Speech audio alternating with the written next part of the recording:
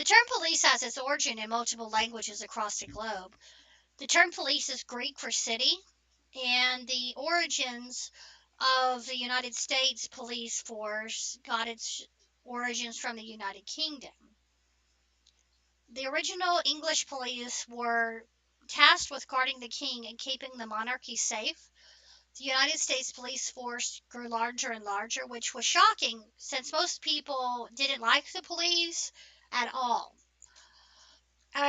Slavery really grew the force of the police, and we will discuss that later on. But the Greeks wanted their cities ran very smoothly, and they wanted order in their courts and in their law enforcement organization. Crime was handled by speaking with each other, not with using violence or weapons. In the historical Greece, there was a lot of fighting with the men of the police, and there was a lot of arguments that got completely out of hand, and wars happened because of that. In Greece, women and children were not equal, just like in the United States in later times.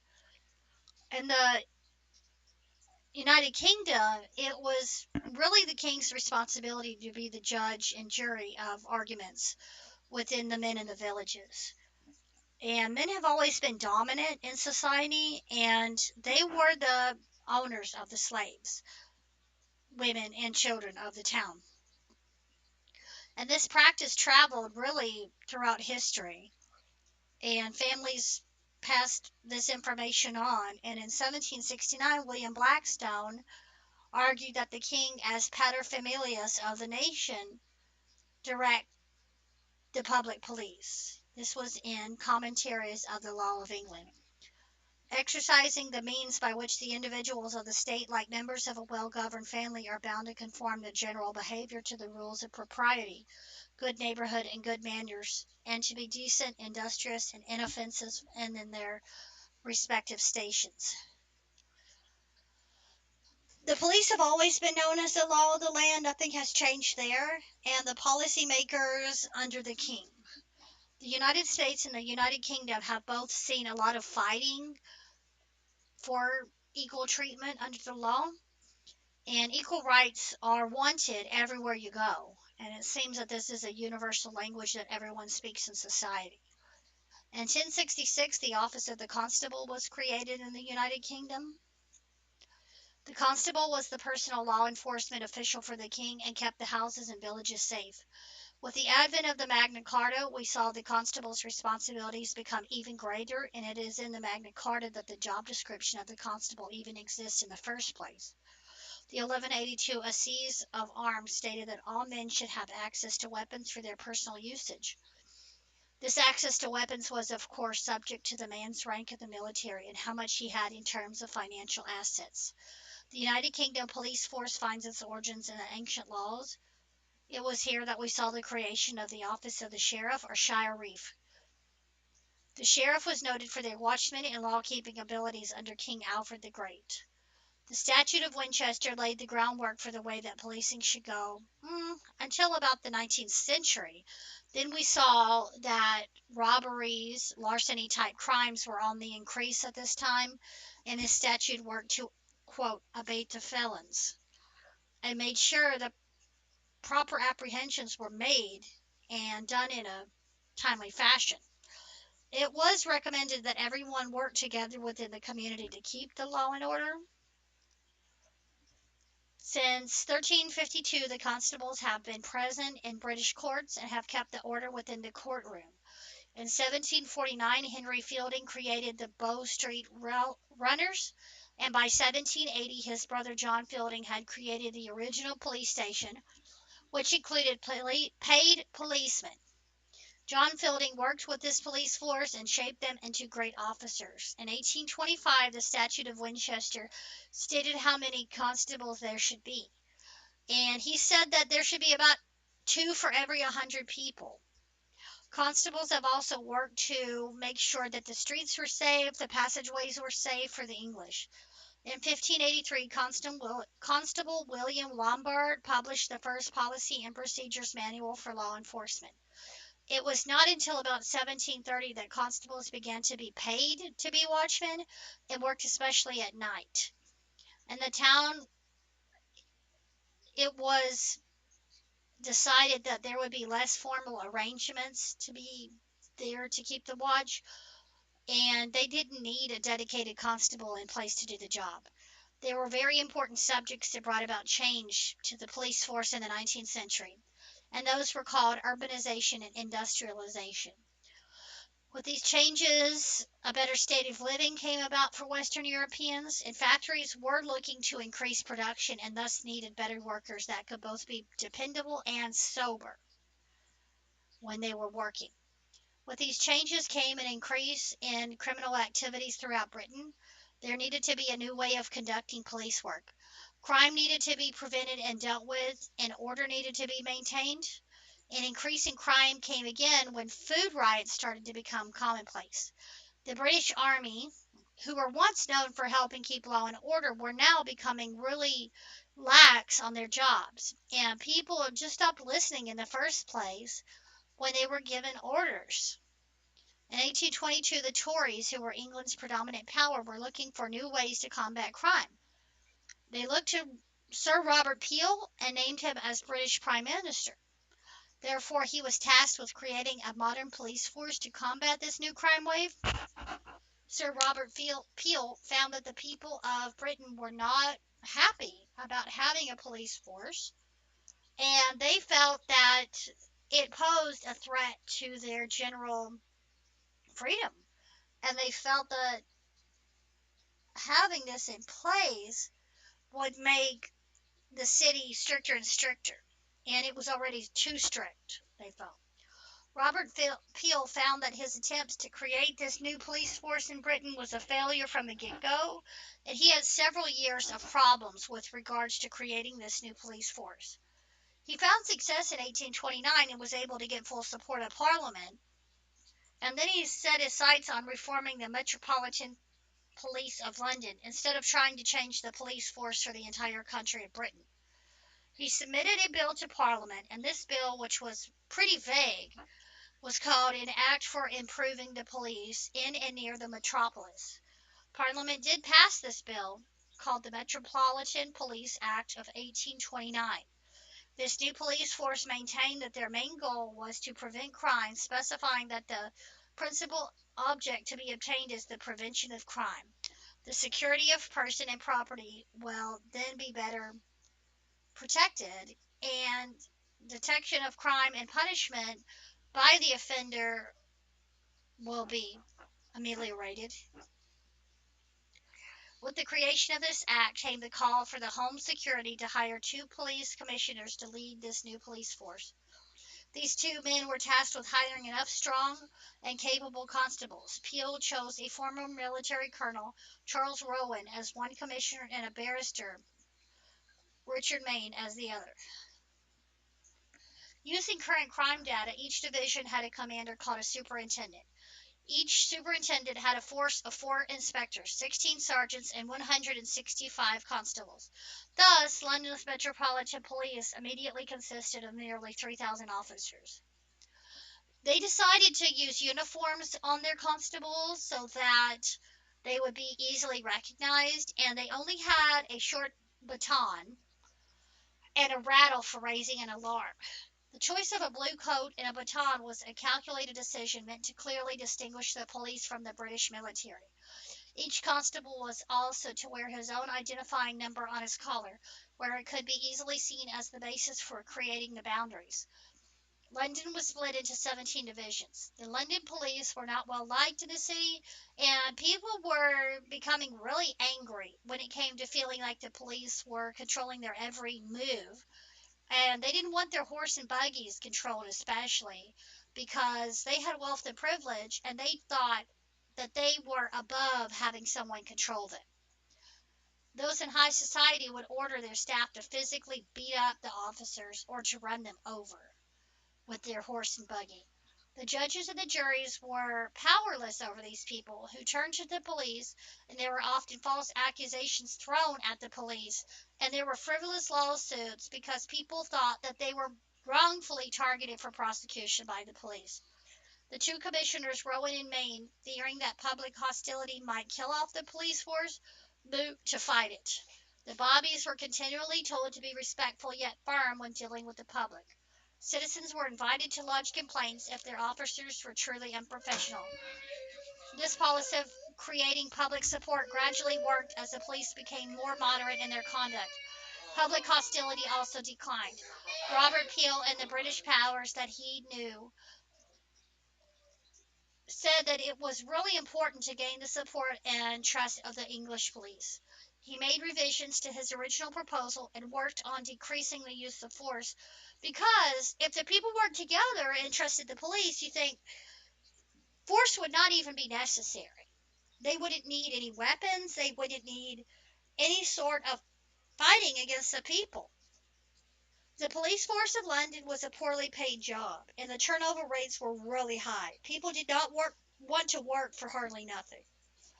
Robert Peel witnessed countless officers quit because they did not feel that the pay was appropriate given the high responsibility and risk that they faced.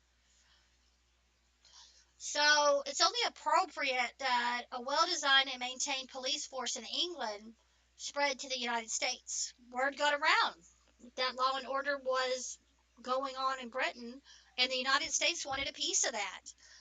And the United States did not have industrialization and urbanization going on like England did. Therefore, the need for police was not yet necessary. By the 1840s, when industrialization began in earnest in America, U.S. officials began to watch the police in England even more closely. Eventually, policing would become entrenched in America and evolve through three full eras: political, reform, and community. What the United States did have in a large capacity was slavery. Slavery was rampant, it was out of control, and slaves were not treated well because they disobeyed their owners, they wanted to run away all the time, they talked back, or they fought their owners.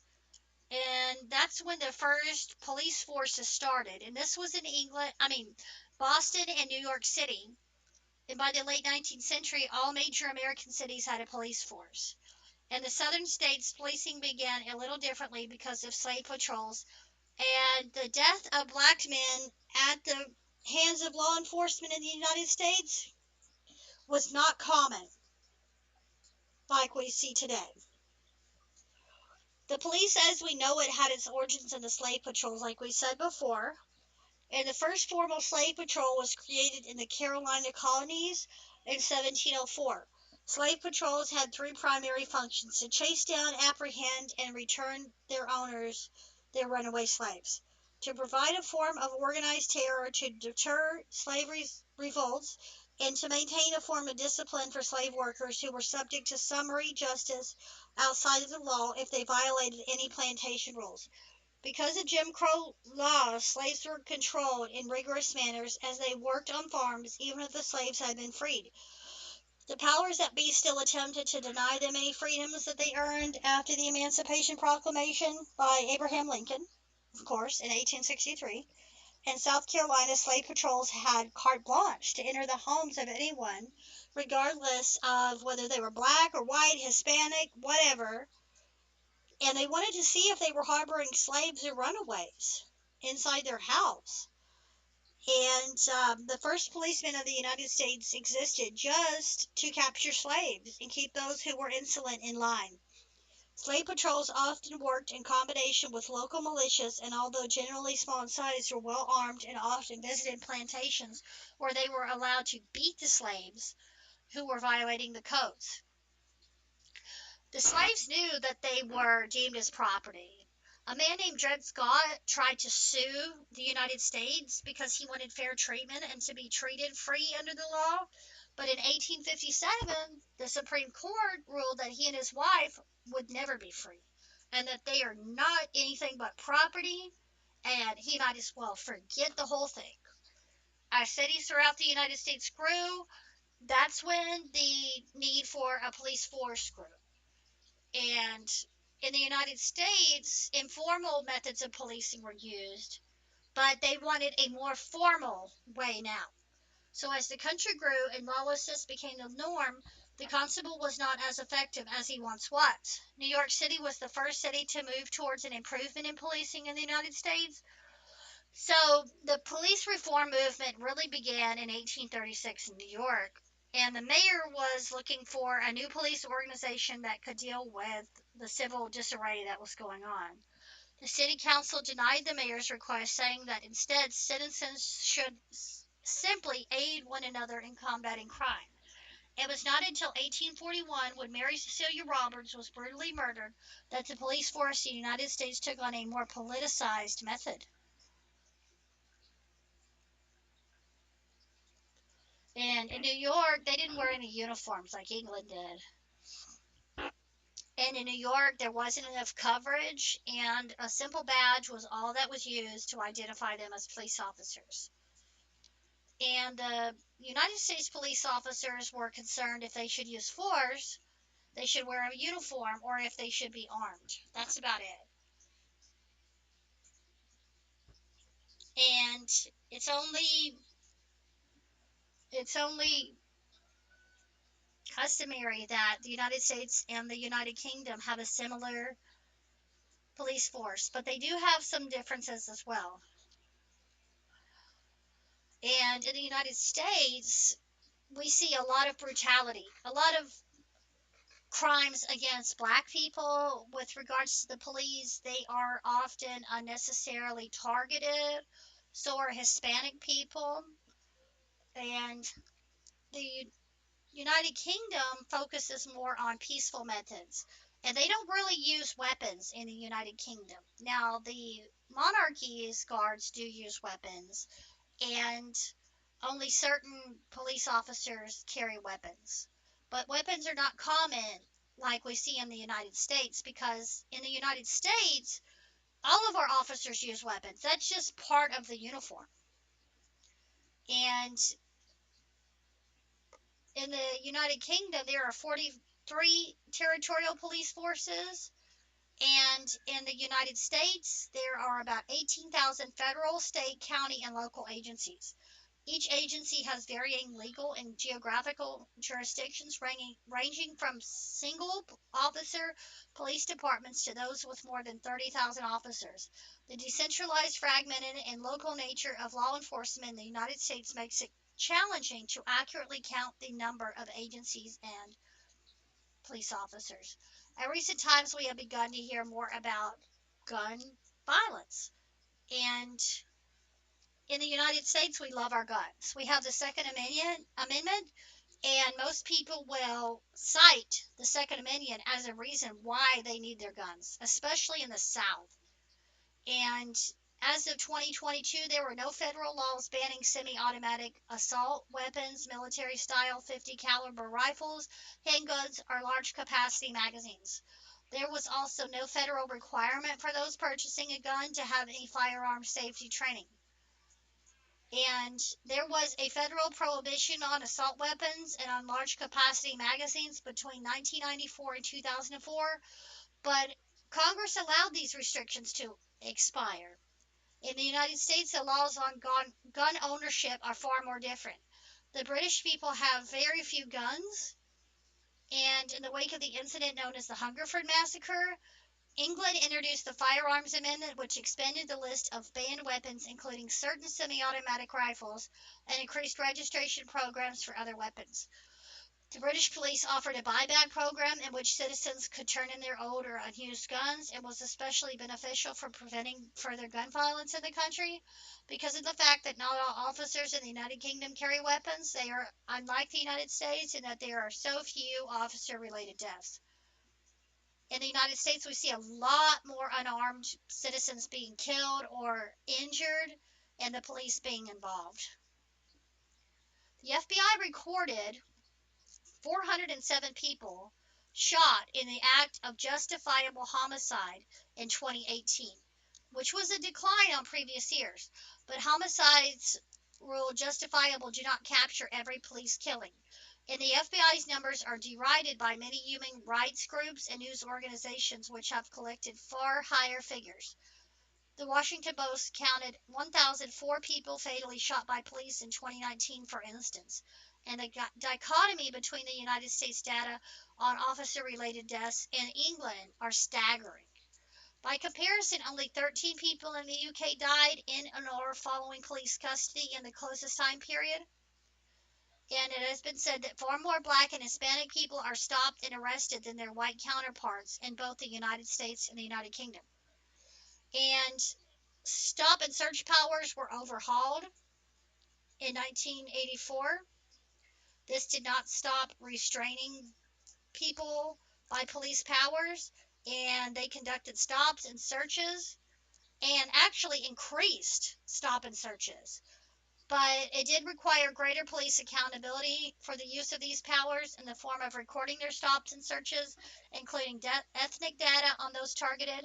Thus, unlike the US, the UK had nationally mandated data collection in place. And the US and the United Kingdom are very similar with the way that they handle immigration. After September 11th, we saw a more heightened response to those that are not from the United States, and profiling was very common, especially for those that appear to be Middle Eastern. Both the United States and the United Kingdom have a specific department of the government that is responsible for handling immigration issues. And in the United States, the federal government handles immigration. And in the UK, the police do not conduct immigration checks during the course of their ordinary policing duties. Oftentimes, minorities are targeted and they don't have the money to hire a lawyer. So they end up going to jail. They end up not getting the proper representation in court that they need because of the problem with finances. And also, response time is a major, major issue in the United States. And Houston has been in the news for their problems with response time. For instance, if you call the Houston Police Department and try to get an officer, you're lucky to even get one that shows up. And you may call and they come 3 or 4 hours later, which is completely unacceptable. This is a common problem in cities throughout the United States. And in the UK, things are similar because they found that the English police can take up to 5 hours or more to respond to an emergency call. And the response to priority calls has risen by 74% since 2019 for the time that it takes for a response. And the response for emergency calls have risen by 9% from 15.1 minutes to 16.5. And both the United States and the United Kingdom need desperate help and getting more dispatchers hired and more seriousness taken to emergency calls. And both the United States and the United Kingdom use technology. We see that both countries have decided to lately use AI to enhance real-time crime analysis or to improve response times, and resource allocation is key to AI enhanced video analysis. And AI can help to uncover crucial details that may go unnoticed by human investigators. They can identify objects and individuals to detect anomalies in behavior, and these tools contribute significantly to the depth and accuracy of investigations. And they both use facial recognition software, and these things can help with analyzing surveillance footage or footage taken by eyewitnesses so that suspects can be better identified faster. Both the United States and United Kingdom are similar and different with regards to their methods on policing. While the United States is a decentralized police force, the United Kingdom is a centralized police force. And we have seen racial profiling and bias in both countries. Racial bias is nothing new and has been around since the beginning of time. The United States police force was created by example from the United Kingdom, and both countries have sheriffs and constables, and the United States police force is a result of what we have learned from the United Kingdom. Both countries have created agencies to deal with immigration. Both have federal organizations that deal with crime.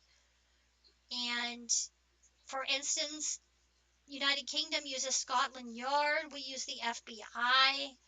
Gun control is a major importance in the United Kingdom, whereas the United States, the Second Amendment is king. And we have people that are fighting to keep their guns. So we have more shootings over in the United States than the United Kingdom does. The United Kingdom is not gun oriented. The United States is. The United States takes a more militaristic approach to policing. And there needs to be some major changes in the United States if we ever wish to be as safe and peaceful as the United Kingdom. And since the United Kingdom is the father of modern policing, it makes sense that the United States can just learn further from the United Kingdom.